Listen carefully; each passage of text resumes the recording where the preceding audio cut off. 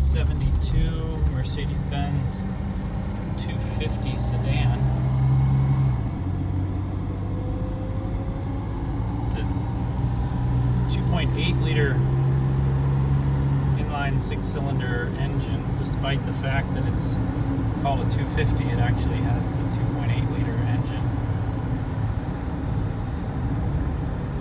You can see the automatic transmission selector on the column. This car has 153,153 miles on it. It is blue in color, color code 903, plain blue. It isn't sea blue or sky blue or Bahama blue. It is plain blue. As you can see, blue MB-Tex interior, which is original.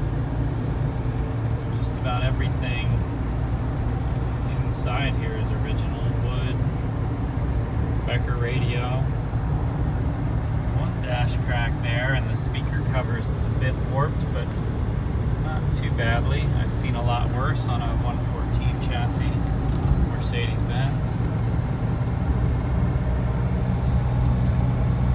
We don't have a tachometer in this car. Most of the sedans didn't have tachs. Got a speedometer on the right, and we've got our fuel pressure on the left, along with the gas gauge up at the top, and the engine coolant temperature. The clock in the middle, of course, doesn't work.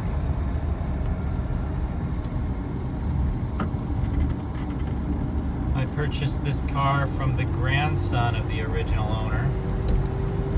The original owner was a woman who bought the car new in 1972 in Philadelphia. When she passed away in about 1988, she gave it to her son, who was in Michigan, so the car went to Michigan from Philadelphia in the late 80s. And then when her son passed away, it went to her grandson, who was in Minnesota. And I actually met him at a car show in Minnesota, I think it was 2015. And I happened to be walking around that day with a cameraman, and I was talking to people about their cars, and I saw this car, and it was just in such great shape.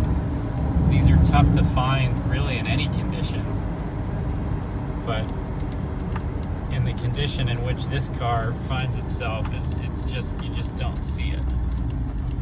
And so I talked to him about the car, and shot a video of it, and that is on one of my YouTube channels, the one that I don't use that much anymore, Dave Knows Cars, but I'll try to put a link in the comments to that, and you can see me talking to that gentleman, and he tells me the story of the car. We parted ways that day, and of course I said if he ever wanted to sell the car to please let me know.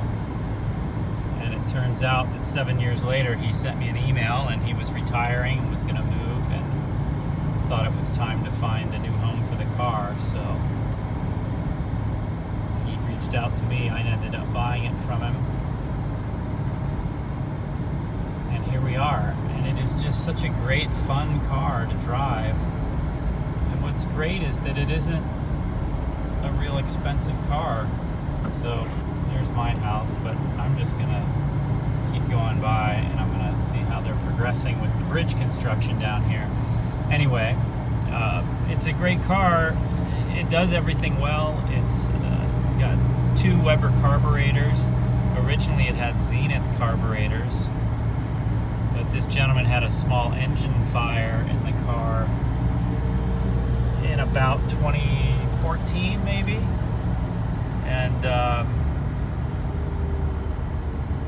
he had a bunch of work done at that point, and he changed it to dual Webers, which I would call an improvement, I suppose, because it's just so smooth, and I think Weber carburetors are cool.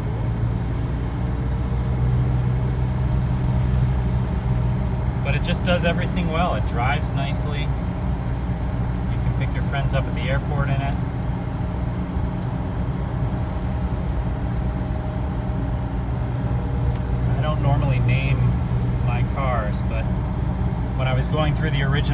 romance book. His grandmother's name is written in the front of that book, and her first name was Ethel. And I've got to say, if there was ever a good name for a four-door sedan Mercedes, I think it's Ethel. Cute, but not sexy. Reliable.